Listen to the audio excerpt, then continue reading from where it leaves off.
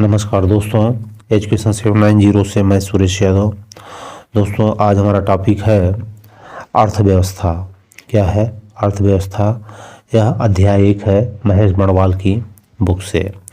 तो दोस्तों, अभी हमारा पीसीएस का एग्ज़ाम आने वाला है, तो हम यही चाहते हैं कि इसमें से जो इम्पोर्टेंट चीज़ें हैं उसको बताया जाए, जहाँ से कि प्रश्न एग्जाम में बनता है। तो दोस्तों, हमारे चैनल पे ऑलरेडी हिस्ट्री और ज्योग्राफी के इम्पोर्टेंट टॉपिक डले हैं, वहाँ जाके आप देखिए और अच्छा लगे तो आप उस चैनल को सब्सक्राइब करिए। तो दोस्तों, आज हम देखते हैं कि अर्थशास्त्र का शाब्दिक अर्थ।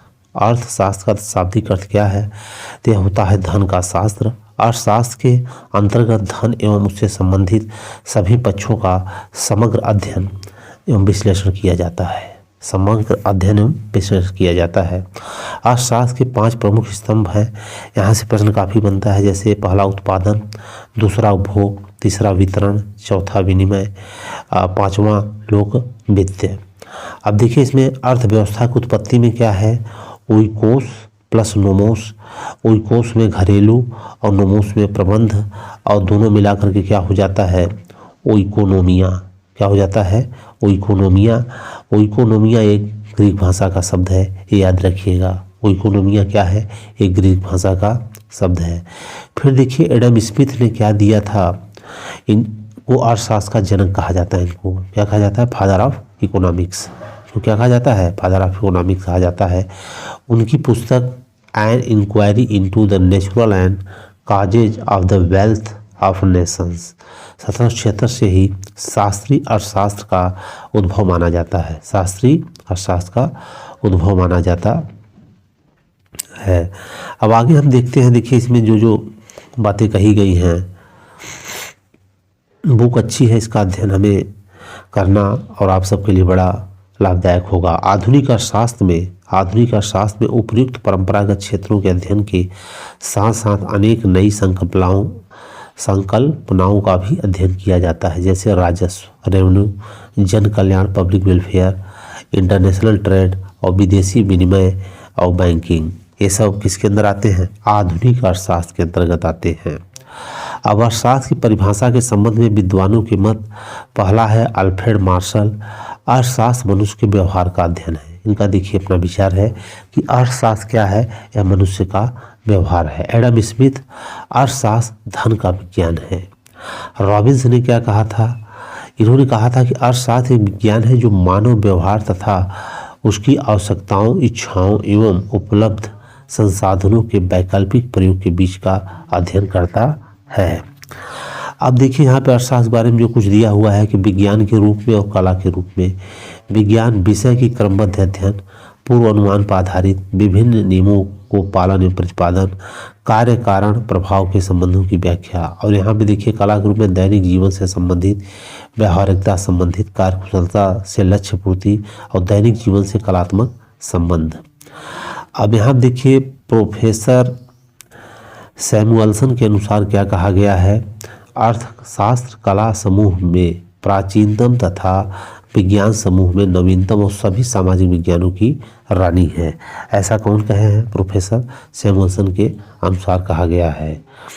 अब देखो, विभिन्न विद्वानों की परिभाषाओं के आधार पर यह कहना उचित होगा कि अर्थशास्त्र विज्ञान है जिसकी धुरी धन के चारों ओर घूमती है, जिसके माध्यम से आर्थिक विकास, जन कल्याण एवं दैनिक आवश्यकताओं की पूर्ति होती है। क्या होती है? पूर्ति होती है। अब यहाँ फिर देखिए, जैसे साधारण भाषा में धन और संबंधित सभी मानवीय गतिविधियाँ अर्थशास्त्र के अध्ययन की विषय वस्तु। इन मानवीय गतिविधियों को किसी एक व्यक्ति या किसी व्यक्ति समूह द्वारा संपन्न किया जा सकता है। उदाहरण के लिए, व्यक्ति के द्वारा किसी वस्तु की खरीदारी करना वैयक्तिक स्तर की आर्थिक गतिविधि है। इसी प्रकार किसी परिवार, सरकारी और निजी कंपनी द्वारा की गई गतिविधि सामूहिक आर्थिक गतिविधि कहलाती है। क्या कहलाती है? सामूहिक आर्थिक गतिविधि कहलाती है। अब देखिए, यहाँ पे अंतर्राष्ट्रीय स्तर पर अर्थशास्त्र परिभाषाएं क्या दी गई हैं? अर्थशास्त्र उस अवधारणा का अध्ययन है जो बताता है कि समाज किस तरह से दुर्लभ संसाधनों की सहायता से मूल्यवान उत्पाद तैयार करता है। अर्थशास्त्र उस अवधारणा का अध्ययन है जो बताता है कि समाज किस तरह से दुर्लभ संसाधनों की सहायता से मूल्यवान उत्पादन तैयार करता है। अब देखिए, व्यक्ति, फर्म, सरकार एवं अन्य संस्थाएं समाज में अपने विकल्पों का चयन कैसे करती है और यह चयन संसाधनों के उपयोग से समाज को किस तरह प्रभावित करता है, इसका अध्ययन ही क्या कहलाता है? अर्थशास्त्र कहलाता है। अब कुछ देखिए इसकी प्रमुख पुस्तकें हैं जहाँ से प्रश्न काफ़ी बनता है, तो जरूर याद कर लेना। प्रिंसिपल ऑफ इकोनॉमिक्स 1890 में प्रकाशित हुई थी। यह अल्फ्रेड मार्शल के द्वारा लिखी गई है। Principle of economy. Nature and significance of economic sciences. Nature and significance of economic sciences, यह है रॉबिन्स के द्वारा। The theory of income, employment and interest, ये जी.एम. किन्स के द्वारा है। किसके द्वारा है? जी.एम. किन्स के द्वारा है। अब देखिए, यहाँ हम देखते हैं कि अर्थशास्त्र का महत्व। अब अर्थशास्त्र के महत्व क्या है? देखिए, सैद्धांतिक महत्व और व्यवहारिक महत्व। ज्ञान में वृद्धि, सिद्धांतों में वृद्धि, तर्क शक्ति में वृद्धि, विश्लेषण में वृद्धि, कल्याण में वृद्धि, अन्य शास्त्रों और संबंध में ज्ञान। और व्यवहारिक में उत्पादकों को लाभ, श्रमिकों को लाभ, उपभोक्ताओं को लाभ, व्यापारियों को लाभ, राजनीतिज्ञों को लाभ, प्रबंधकों को लाभ, विद्यार्थियों को लाभ, वैज्ञानिकों को लाभ और सरकार को लाभ है। व्यवहारिक महत्व में जो हम देखते हैं। तो अर्थशास्त्र का महत्व, अर्थशास्त्र के महत्व में हमने जो देखा कि सैद्धांतिक महत्व क्या है और व्यवहारिक महत्व क्या है। तो सैद्धांतिक में देखिए मैंने बताया कि ये हैं और व्यवहारिक में ये सब आ गए। अब देखिए इसमें देखते हैं कि पूंजी क्या है। पूंजी क्या है? जिसको कैपिटल और तकनीक आदि की व्यापक महत्व होता है। अतः यह विषय भी अर्थशास्त्र के अध्ययन क्षेत्र में सम्मिलित किया जाता है। पारिभाषिक रूप से हम कह सकते हैं कि उत्पादन के अंतर्गत किसी वस्तु अथवा सेवा की आवश्यकता के अनुरूप निर्माण या उपयोग किया जाता है जिससे उसकी संरचना में परिवर्तन होता है। इसमें देखिए इनपुट, आगत, आउटपुट, निर्गत और बदलना उत्पादन है। आगत को आउटपुट में बदलना ही क्या कहा जाता है? उत्पादन कहा जाता है। अब देखिए दूसरे में क्या है? कंजम्पशन, उपभोग। उत्पादन का उपयोग उपभोग कहलाता है। जब उत्पादन का उपयोग करते हैं उपभोग कहलाता है। उपभोग वह आर्थिक क्रिया है जो उत्पादन के उद्देश्यों की पूर्ति करती है और उपभोक्ताओं द्वारा उत्पादकों को मूल्य चुकाकर आवश्यक वस्तुओं को प्राप्त करता है। अब आगे देखिए इसमें क्या आ जाता है? आगे है निवेश, इन्वेस्टमेंट। निवेश वह आर्थिक क्रिया है जिसके उत्पादन का विस्तार किया जाता है ताकि अधिक लाभ प्राप्त किया जा सके। एक्सचेंज में क्या होता है? विनिमय का सामान्य अर्थ वस्तुओं के आदान प्रदान से होता है, परंतु आधुनिक अर्थशास्त्र में विनिमय वह आर्थिक क्रिया है जिसका संबंध वस्तुओं की खरीद और बिक्री से है। यह क्रिया धनराशि या मूल्य द्वारा की जाती है। इसके लिए उत्पादन मूल्य भी कहा जाता है, जिसका अर्थ बाजार के अलग अलग परिस्थितियों के आधार पर उत्पादन का मूल्य निर्धारण करता है। जैसे पूर्ण प्रतिस्पर्धा,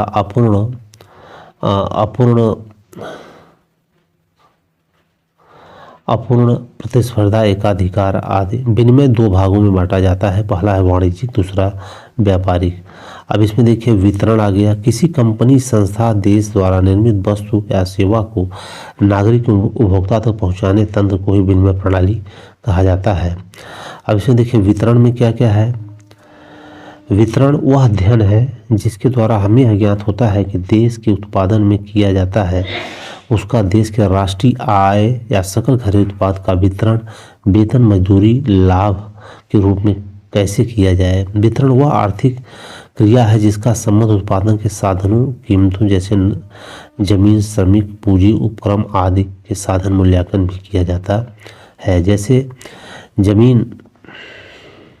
जमीन का मूल्य अर्थात किराया, श्रम का मूल्य अर्थात मजदूरी और पूंजी का मूल्य अर्थात ब्याज और अर्थात लाभ, ये सब बातें बताई गई हैं। अब इसमें देख लेते हैं हम जो कि अपनी इच्छाओं की पूर्ति के लोग विभिन्न क्रियाओं में व्यस्त रहते हैं, जिसके दो रूपों में वर्ग किया जा सकता है। पहला है आर्थिक क्रिया, इकोनॉमिक एक्टिविटीज। मानव द्वारा धन व संपत्ति से संबंधित सभी क्रियाएं आर्थिक क्रियाएं कहलाती हैं, जिसका मापन मौद्रिक मूल्यों के माध्यम से किया जाता है। इसलिए ये क्रियाएं राष्ट्रीय आय में मूल्य वृद्धि करती हैं। उदाहरण के लिए कोई व्यवसाय करना, नौकरी करना आदि। अब देखिए यहाँ पे अनार्थिक क्रियाएं में क्या क्या है। मानव द्वारा सामाजिक, धार्मिक और भावनात्मक आवश्यकताओं की पूर्ति के उद्देश्य से किए गए सभी कार्य अनार्थिक क्रियाओं को श्रेणी में आते हैं। इन कार्यों से व्यक्ति आत्मिक संतुष्टि की प्राप्ति होती है, न कि धन अथवा संपत्ति की। उदाहरण के लिए जरूरतमंद की सहायता करना, रक्तदान करना आदि आर्थिक क्रियाएं हैं। ये आर्थिक क्रियाएं हैं। अब देखिए आर्थिक क्रियाएं में क्या क्या और है। इसमें अर्थव्यवस्था की क्रियाएं हैं, जैसे उत्पादन, विनिमय और लोक राजस्व। तो उपभोग और वितरण ये अलग से आ गए इसमें। मतलब उत्पादन है, फिर उपभोग है, विनिमय है, वितरण है, लोक राजस्व है। उत्पादन यह एक ऐसी आर्थिक क्रिया है जिसमें वस्तु की उपयोगिता या वस्तु के महत्व में वृद्धि की जाती है। उत्पादन में श्रम,